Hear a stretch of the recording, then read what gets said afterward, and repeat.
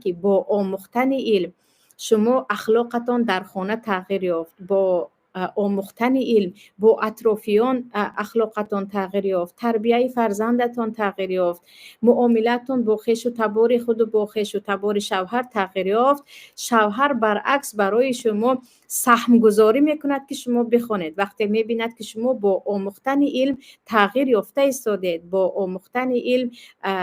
تغییر شما رو به چشم خود دیده ایستاده، ولی من به اجازه او علم رو دوام دهم، مادامی که علمی